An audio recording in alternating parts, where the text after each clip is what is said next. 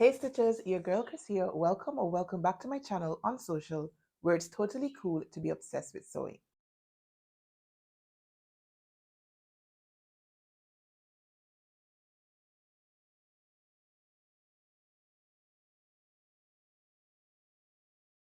So for today's video, we are finally doing our May Sewing Makes Roundup.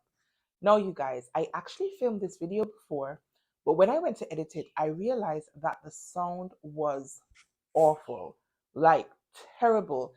And I just didn't feel like I could put that video out into the world. And so I've now had to refilm it. And obviously that has taken some time trying to fit in the time to refilm this video between work and kids and that sort of thing. But I finally have had a moment and I am so excited to be bringing you this video today. Now we are now steaming through the month of June and I have a couple of exciting things in play for this month. The first thing is my birthday is in less than a month, you guys. I am a July baby and every year it is traditional for me to make myself a birthday dress. Now, this year, I shared with you right here on the channel my birthday outfits video in which I was eliciting your help in choosing my birthday pattern for this year as well as the fabric. Now, I have received some comments about which pattern I should use here, and I'm thinking about putting that pattern into the play for this month. Additionally, I put out a vote over on Instagram for their top pattern pick for my birthday make. It turned out, you guys, that the pattern that you had selected here on YouTube was first in the running over on Instagram until the 11th hour. And things just sort of switched up, and they ended up voting for Simplicity 9330, which is a pattern by Mimi G. I'll go ahead and drop the envelope in so that you can see what I'm talking about. And this pattern has both a dress and a pants option, like a jumpsuit. And I have not historically been very good at making trousers, and so I have avoided them at almost all costs. But you guys voted for that pattern, and I'm challenging myself to make a pair of trousers. So at the moment, I'm currently sharing over on Instagram reels of my trouser fitting process. So if you guys might be interested in that sort of content, be sure to head on over to my Instagram and follow me. My handle over there is at on social so that you can join in on that fitting journey. I don't think I'm going to share that journey here on YouTube, at least not now, just because they voted for the pants. And so I'm sharing that content there. You guys voted for a dress. And so I'm likely to share that content here. And so follow me here, but also follow me there. That is the long and short of what I'm trying to say. Anyway, this video is going to be long enough, so I'm not going to say any more about that just yet. And let's just head straight on into the things that I made during the month of May. Now, you guys, I made myself a swimsuit. Hold on, let me find the. Is that the crotch? Oh no, this is the top. All right, so I made myself this swimsuit. This is New Look 6734. And I made view, I think, 8, which has like a cutout at the waistline seam. And I think view B has like a wrap thing in front. I intended to do the bow tie for view B, but when I was making it, I sort of forgot and I didn't include it where it ought to have been included. And so I just powered on with view A. Now, you guys, my swimsuit is not finished, and I feel like I'm making it a habit to bring you garments in my roundup videos that are not quite done. Last month, it was my Delfina dress that I had not finished, and this time it is my New Look swimsuit. The reason, though, that this swimsuit has not been finished is because I ran out of swimsuit elastic and I've had to order some more online. Now, I live in the Caribbean. I ordered it from the United States and it takes an eternity to get these things here. And so, as soon as I get the elastic, I'll be sure to go ahead and finish up my swimsuit. But for now, this project is on hold. Now, I'm pretty happy with how it's looking so far, given that this is only my second swimsuit make ever. The first one was a Megan Nielsen Cotteslow swimsuit that I made last year, May. If I can find a picture, I'll pop it in so that you can see what I'm talking about. But the bug has bitten me again this year, and I decided I wanted to give another swimsuit a try. Now, I have recorded footage on the making of the swimsuit. Clearly, it's not yet here on the channel because this swimsuit is still undone. But once I get everything done, I'll be sure to post it, sharing my process and my thoughts on the making of the swimsuit. So you guys, if you are not yet subscribed to this channel and you might be interested in seeing that video, then go ahead and hit the subscribe button and turn your notification bell on so that you can be here when this video on this swimsuit finally gets to my channel. Now, the next thing I want to share with you, and I should pause to say, I'm not sharing these makes in order of how I made them throughout the month. I'm just sharing them based on how I've lined them up on my sewing rack. So the next thing I'm sharing with you guys is this gorgeous, gorgeous skirt. This is the Caprice skirt by Love Notions. And I do have a full video of this skirt right here on the channel. I'll go ahead and drop the link in so that you can head on over and watch that video, but after you have watched this video first. Now, the Caprice skirt is a gorgeous pattern by Love Notions. It is designed for woven fabrics, whoop, whoop, whoop, whoop, whoop, to those of us who sew mainly woven fabrics. And there are a multitude of options. Now, I think this is view B. I think it is view B, which features a second tier right down here and an elastic finish at the waistline. Now, a couple of the other views feature like high-low hems, an option for buttons down the front, that sort of thing. But I didn't put buttons on my skirt just because I did not have buttons in my stash that matched this gorgeous fabric. Now, you might have spotted this fabric before in a previous video, which was a fabric haul roundup from a trip that I had made to Barbados. You guys, that was a long video because I had tons and tons of fabric to share with you guys. And this happened to be one of them. I really, really like this fabric when I spotted it in the store, even though it has so much orange in it. Now, I am a twilight winter, and orange is not my best color, but this blue and this pink and this black all appear on my color card, and so I went ahead and whipped up this fabric anyway.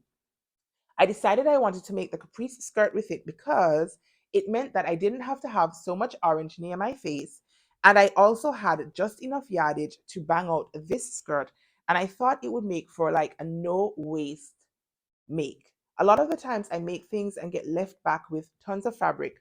When I finished cutting this skirt out, I did have fabric left over, but not nearly as much as I usually end up with. And so I was pretty pleased with myself for choosing this skirt option. Now I went ahead and finished my elastic waistband with a couple lines of zigzag top stitching. And I almost always do this when I'm doing an elastic waistband skirt. It just makes it for a cleaner finish in my opinion, and it just helps also to reduce some of the bulk at the waistline. And you folks, I do not need any additional help with bulk at my waistline. And so I went ahead and top stitched it. Now there is a full video of it on my channel featuring the making of it, my thoughts and all of that. So if you are interested in hearing more about this skirt, then go on and watch that video. Now the next thing I want to share with you is actually, I should probably pull this top. This top is a Butterick top pattern. I cannot remember the pattern number out of my head, but I'll be sure to go ahead and pop the line drawings in so that you can see it. And I've already posted a full review of this pattern right here on the channel. So I'll also go ahead and pop the link in for that one so that you can run and check it out if you want to. Now, I decided I wanted to make a color blocked button down shirt after I had seen an image on Pinterest. It was similar in nature to this. It featured 3 different fabrics in a stripe pattern, but they had, I think it was green, blue, and orange. Now, I just told you about orange, and so for my top, I have done green, blue, and pink, and this is what the final garment looks like. Now, I was pretty happy with this make, except that I thought that maybe I should have used a more floaty fabric.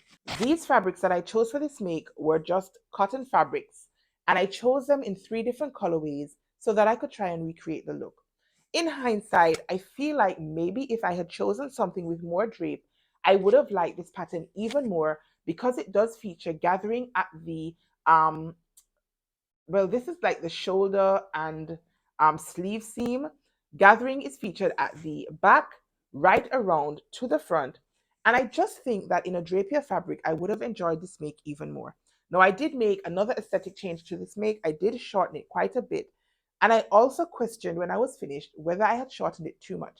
But again, all of the thoughts on this make are here on the channel. So if you're interested in this one, then be sure to go ahead and check that one out. Since I've just shared a top with you, then perhaps I should go ahead and share another top that I made during the month of May, and this is the Love Notions Rhapsody top. Now, I was featured on the Love Notions YouTube channel in the month of May, and I was sharing all of my thoughts on compound fitting adjustments. Now, compound fitting adjustments really just deals with how you go about making several adjustments to your pattern. What order should these adjustments take? And I was really excited to be featured over there on the Love Notions YouTube channel. Now, in case you do not know, I am a Love Notions ambassador, and as a Love Notions ambassador, I get access to the Love Notions catalog of patterns, including this gorgeous pattern right here. And this is the pattern that I use to demonstrate the compound fitting adjustments. Now, I typically have to make several adjustments to my sewing patterns, and this one was no exception. And so I walked you through the process of my fitting adjustments over there on that video. I'll go ahead and drop the link to that video down in the description box in case you are interested in that sort of thing, fitting and fitting adjustments and seeing the order of my fitting adjustments. In short, when you're making multiple fitting adjustments to your garment, you want to work from your top, come all the way down your bodice line. So from your shoulders right down the front of your garment, and then repeat the process for the back from your shoulders down the back of your garment, and then doing any changes to any auxiliary pieces like your sleeves, your facings, that sort of thing. Now, as I said, I made the Love Notions Rhapsody, and as with any other Love Notions pattern, this pattern comes with a multitude of options. There, I think, are neckline finishing options and sleeve options, and this pattern also comes in a dress. Now, I decided I wanted to make the blouse version just because I feel like I make a ton of dresses. And in any event, I only had enough of this fabric left over from another make to bang out a top. Now, the fabric requirements for my size in this pattern was just about 2¼ yards of fabric, I think. 2¼ yards of fabric. And I had just enough to squeeze out this top as well as to make the bias binding. Now, I have never made bias binding before. I have sewn with bias binding quite a bit, but it is typically store-bought bias binding. And I thought to myself at first that I would go ahead and make store-bought bias binding, use store-bought bias binding to finish my neckline. But when I felt the weight of that bias binding, I just didn't think I would like it because of how drapey and floaty this viscose fabric is. And so I bit the bullet and went ahead and made my very own bias binding. And I'm really, really happy with that decision.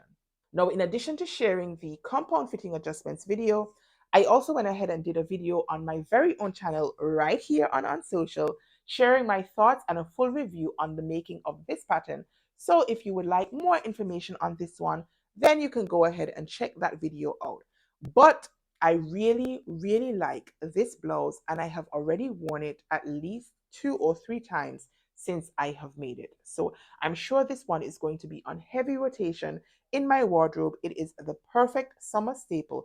As a matter of fact, it's probably the perfect staple overall because of the several options that it comes with. So if you happen to be in one of the hemispheres that is now going into the colder months, then you can probably still bang yourself out a Rhapsody top or arm dress, but using the options for like longer sleeves, a longer length in dress, and that sort of thing. So again, the Love Notions Rhapsody. Oh, I forgot to mention, if you are interested in picking up this pattern or any of the other Love Notions patterns that I'm sharing in this roundup, then be sure to go ahead and use my Love Notions ambassador code, which at the moment is SEWIST. I'll put it on the screen so that you can see, so that you can save yourself 10% off any of the patterns. Now, when you use my code, I do get a very small commission, and that just goes back into the running of my YouTube channel and into the purchasing of fabric and that sort of thing, so that I can bring you more content right here on the channel. So if you use it, thank you so much in advance. I appreciate your support. Now, moving on. Since we're talking Love Notions, then I may as well share with you this gorgeous baby right here, which is the Love Notions Cadence dress. Now, I had shared a video recently on the channel talking about 5 Temu looks that I had seen that could be recreated with Love Notions patterns. Now, I received a couple of comments on that video that I should go ahead and try one of those recreations. And you guys, I'm happy to announce that this was one of the recreations from that video. Now, I opted to go with the maxi length dress just because I do not have a lot of maxi length dresses in my wardrobe. And I thought that this would be a unique addition to my closet. And so I went ahead and did that. Now, I used a Cadence dress to recreate this look. And I think it was almost bang on for my inspiration. I'll go ahead and hopefully pop the inspiration picture in so that you can see what I'm talking about. I have gone ahead and shared again on this channel a full review and making behind the scenes and that sort of thing of this dress and of this recreation. So if you are interested, then the link will be down below in the description box so that you can run on over and check that out. Now, I was really, really happy with this make, you guys. I love how this fabric moves. And this is also one of the fabrics that I picked up and shared in my fabric haul. And this fabric was gifted to me by my soul sister, Carol of at Carosi Sews over on Instagram. And I was just really drawn to the stripe situation of this fabric. I liked that the stripes were uneven, that they were different shapes, and that it was a vertical striped fabric. Now, a lot of the times that you get striped fabrics, they are actually horizontal stripes, so they run horizontally across your grain line. But this one had vertical stripes down my grain line, and I just loved it. Now, again, I really love the flowiness and the movement of this dress. And I'll go ahead and pop in a twirl or something so that you can see how it looks on the body. But I gave this dress, I think, probably an 8 or 9 out of 10 in that video. I can't quite remember, but I really did enjoy this make. I really like the challenge of recreating that Temu look.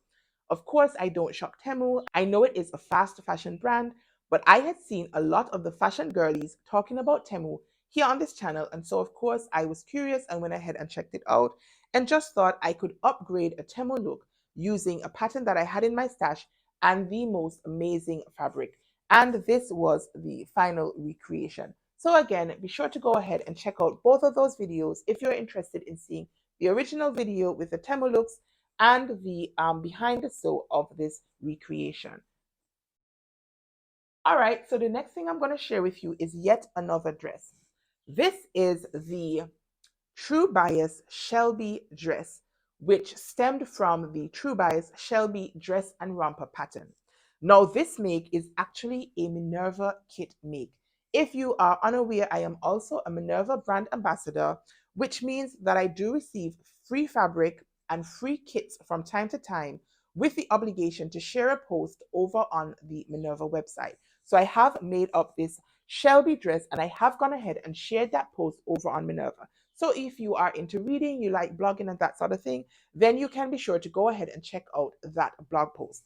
I also posted an unboxing video of this kit right here on the channel, and I did share a couple thoughts on the making of this dress towards the end of that video. So if you are interested in learning more about the Minerva kits, what's included, how you can get your hands on them, and to catch a little bit more of my thoughts on this dress, then be sure to go ahead and check out that video as well.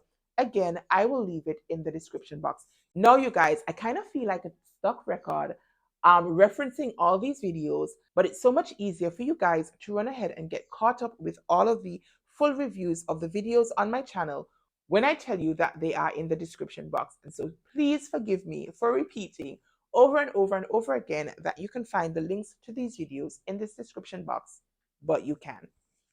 Now, back to the Minerva make. This kit, you guys, was gorgeous. I really, really fell in love with this fabric when I saw it in the ambassador call out.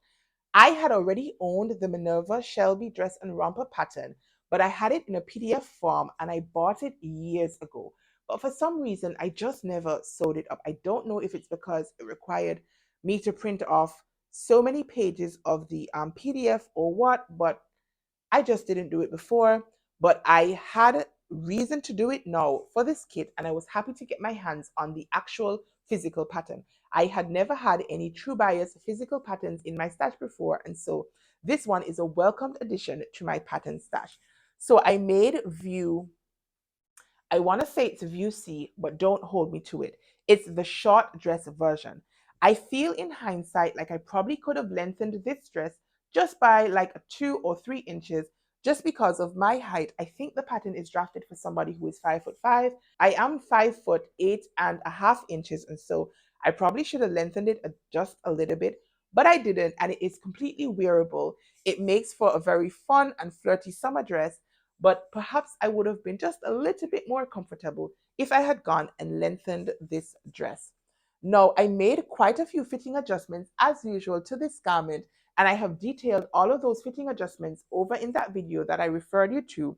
And the only other thing I wish I had done for the fit of this dress would be to have moved the princess seam over my bust line about half or so inches over to my center front. The way that the princess seam runs from the shoulder right down to the hemline, it runs right through the side of my boob area. And if I had made that adjustment, it would have ran bang on over the apex of my bust and just would have given me an even better fit. But overall, I was pretty pleased with this make. So go ahead and hear all of my thoughts on this kit. And you can see how you can pick up this kit using my ambassador link in that video. So go ahead and check this one out. Now, the last thing I want to share with you guys was my favorite make for the month of May. And in fact, it might be in the running for my favorite make of all time, you guys. I finally went ahead and made up the Sicily slip dress after I saw my girls Johanna and Diana make up this dress over on TikTok Live. Listen, you guys, I went through the hashtag for the Sicily slip dress over on Instagram, and I was amazed to see how flattering the silhouette of this dress was on so many different body types. And so I finally bit the bullet and went ahead and printed off that pattern and sewed it up. Before I share it with you here, I'm going to tell you that I did do a full making of this video right here on the channel.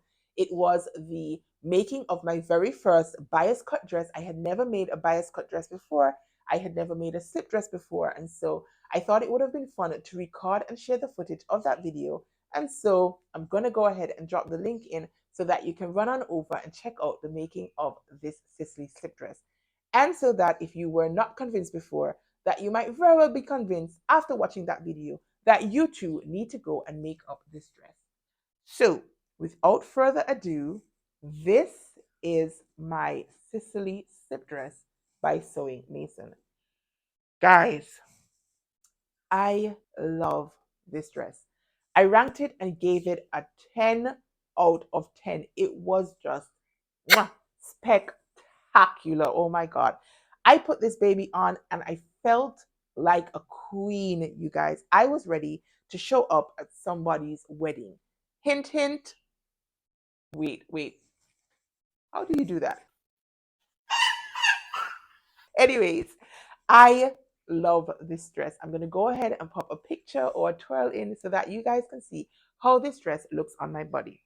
Now, I went ahead and made a size, I want to say it's a size E, blended out to a size F at the waistline, straight down to the hemline. And I also, went ahead and did quite a few adjustments for fit to this dress, including doing a full bust adjustment to transform this dress from a B cup into a C cup. And I am so happy I bit the bullet and did the full bust adjustment. Now, this pattern comes in the hole. Now, usually when you're making patterns cut on the fold, you get half of a pattern piece, or even if it's a cut two, you get half of a pattern piece, and then you're required to either put it up on the fold of a fabric or you cut two from your fabric. But in these pattern pieces, you get the full pattern for your dress front and the full pattern for your dress back. And I can understand why, because you're working with a bias cut, it was so much easier to lay the pattern out on my fabric. But that meant that any adjustment that I performed, I had to do it 2 times. So I did the full bust adjustment and had to perform it on both sides of my pattern piece to accommodate, obviously, both boobs. If I had skipped the full bust adjustment, you guys, I probably would have hated how this dress fit around the boob area. Because it has this like cowl neck situation, it drapes right over the bust line, and I would not have wanted to suffer from like pancake boob, like, when it's flat and squished in, because your dress does not fit nicely over the mounds of your breast tissue. And so again, if you need a full bust adjustment, then I would absolutely recommend you do it. Grading out at the side seams does not address, in most instances, your breast tissue. Now, when you do a full bust adjustment, you are adding width to your bust line. You are also adding length to cover the distance over the mounds of your bust. Now, the fuller your bust is, the longer the length between the top of your boob to the bottom of your boob. You just need more fabric to be able to go over the mound of the breast. And so just extending the width at the side seam doesn't address that length issue. Also, when you do a full bust adjustment, you also change the kind of curvature at your arm side, which gets rid of any arm side gaping. And so I am a huge advocate for the full bust adjustment. And you will find several videos here on this channel demonstrating how to go about doing various different full bust adjustments for various different silhouettes. And I shared how to do the full bust adjustment for this pattern here in that video. So go ahead and check that one out. Now, the only adjustment I did not make to this dress that I usually make was the sway back adjustment.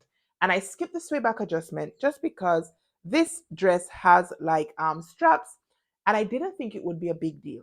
Now, if I were to make this dress again, and I'm pretty sure I'm going to, then I'll go ahead and do the sway back adjustment just because I'm that peculiar. Now, when I put the dress on, it's barely noticeable, and I think I have a picture of the back. If I do, I'll pop it in so that you guys can see. I mean, it's perfectly wearable without, and that is why I went ahead and gave my dress a 10 out of 10 anyway. But just for completeness, if I make this dress again, sorry, when I make this dress again, then I'll go ahead and do that adjustment. Now I made one other adjustment to my dress, but this one were for aesthetic reasons, and that was to go ahead and to make my straps adjustable. Now I do have sloping shoulders, and I absolutely hate when my straps like slip off my shoulder like this.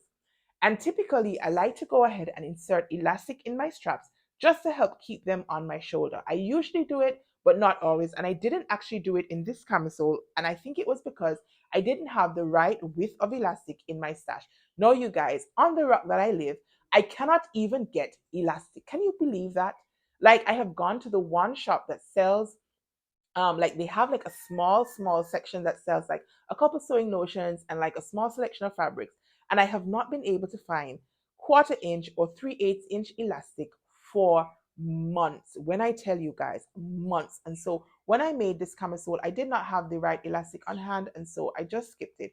I really would have preferred to have elastic in my straps to secure them to my shoulder. Now, since I'm talking about the camisole, this is actually the camisole from Mimi G's Make It Simple by Mimi G book.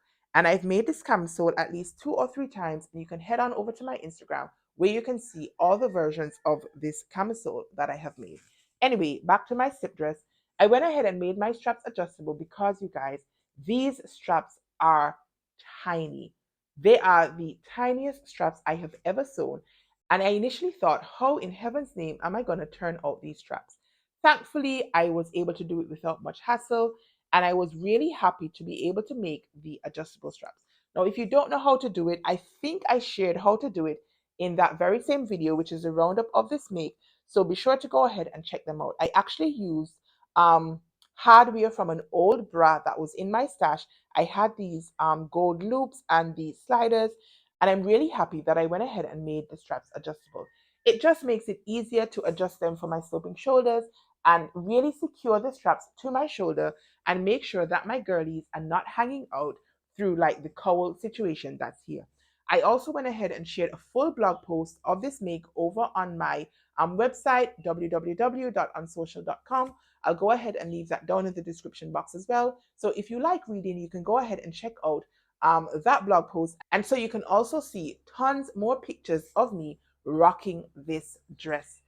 I cannot wait, you guys, to wear this dress several times because I just love it so much. Again, it is probably in the running for one of my best makes in the 6 years that I have been sewing.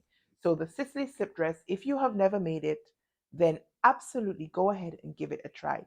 If you don't believe me that it is flattering on so many body types, then head on over to Instagram and check out the Sicily slip dress hashtag so that you guys can see exactly what I'm talking about.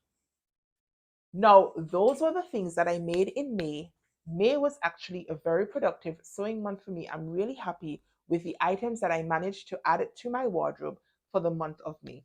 Now, as I said, we are well on into June, and I do have a couple of things going on in the background. I'm working on my make for the Hot Girl Summer Challenge being hosted by my girl Rochelle of Rochelle Handmade Designs right here on YouTube. I'll go ahead and share the link to that video if it's up already. And I'll go ahead and drop Rochelle's channel in as well so that you can head on over there and get all of the information about this challenge. Now, in short, the purpose of the challenge was to take a new look pattern or two new look patterns and make them into a cord set for summer. Now, you guys, I had hells with my make just because I only own about three new look patterns. And once I had started working on my idea, I just didn't love it. Now, I'm not going to share very much with you about that right here, but as I said, if the video is live, then I'll go ahead and drop the link in so that you can run on over and see what I'm talking about. And if by chance it's not yet up, then be sure to keep on the lookout for that one. I'm telling you, it's going to be good. And it's going to show as well some of the vulnerabilities that come with being a sewist. When you are self taught, when you are a creative, things don't always go well. And so I have shared some behind the sew for that make that I think that you guys might be interested in. So obviously, if you are not subscribed to the channel, then again, I'm reminding you to go ahead and hit that subscribe icon and turn your notification bell on so you do not miss any of my upcoming videos. Now, one more announcement for the month of June. I am teaming up with Jilly of um, I think it is the Curvy Creative. If that's not right, Jilly, I'm so sorry, but I'll be sure to go ahead and leave it on the screen and down in the description box so that you can find my girl, Jilly, easily. We have decided that we are going to go and sew live for you guys here on YouTube. Now, I have done pre-recorded videos for the last 6 months since I have been on YouTube. I started my YouTube sewing journey only in January, and it has been an amazing experience so far. And I'm finally ready to go ahead and give that sewing live feature a shot. And so I'm teaming up with Jilly, and we are going to be sewing up the True Bias Bleer skirt. I'll go ahead and drop the line drawings in so that you can check out what we'll be making. Now, the Great British Sewing Bee is in its 10th season, and I'm fortunate enough to be able to watch the season as it unfolds. Now, as part of the Sewing Bee, home sewers are challenged to make different garments in different time limits. And for episode one, the seamstresses had to make A-line skirt that featured top stitching in 3.5 hours. I think that was the time, 3.5 hours. And so Jilly and I thought it would be fun to try and sort of recreate the sewing bee atmosphere by sewing up the Blair skirt in 3.5 hours. So if you would be interested in seeing how that comes together live here on YouTube, guys, please, please, please join in and support our first live video. It's going to be held on, I think it is the 21st of June, if that is a Saturday. If that's the Friday, then it will be the 22nd of June. I'll go ahead and verify on the calendar, but it's either the 21st or 22nd of June at 2 p.m. American Standard Time, 1 p.m. Central Standard Time. So Jilly is in the Central Standard Time zone, and I am in American Standard Time, which is the same as, at the moment, I think, Eastern Standard Time. I hope I have that right. But we're going live 2 p.m. American Standard Time, 1 p.m. Central Standard Time, right here on YouTube. So, you guys, I already feel so anxious about it, but I also feel like it will be an amazing experience. And so I am inviting you guys, please bookmark the date and the time and come back and join us here to sew up the Blair skirt under sewing bee conditions in 3.5 hours. We will see how far we get with putting our skirts together. So come back and check that out. Now, if you have enjoyed this video and you have enjoyed my makes for the month of May, then be sure to go ahead and give this video a thumbs up. You already know that the YouTube algorithm loves that sort of thing. They want to know that you guys are here, that you guys are liking this content, to encourage the algorithm to share it to other like-minded souls. Also, be sure to go ahead and drop me a comment down in the comment section and let me know what you think of my makes for the month of May. Which one was your favorite make for me? Do you have any of these patterns in your stash? Are you considering sewing any of them up? Do you have any questions about the patterns, about the process? Anything at all, be sure to go ahead and leave me a comment down below. And for the third or fourth time, I am inviting you guys, if you are not yet a subscriber, go ahead and hit that subscribe button and turn your notification bell on. Subscriptions cost you guys nothing. They are completely free, but they do guarantee you a spot right here in my YouTube sewing community. And I take pride knowing that you are here with me, joining me from week to week to week and supporting my content here on YouTube. It means the world to me, especially as a small island girl, to have been able to grow a sewing community over on Instagram and also here on YouTube with people who are just as enthusiastic about sewing and creating as I am. So thank you guys from the bottom of my heart so much for being a part of my YouTube sewing family. Now, that is all I needed to share with you guys today. I know it has been a long video. As usual, I'll go ahead and leave chapters in so that you can find exactly what you might be looking for. And if you know anybody who might be interested in this video, then go ahead also and share this video with your sewing friends and family. Thank you for tuning in, and until next time, stay calm, stay cool, stay safe, and absolutely keep sewing.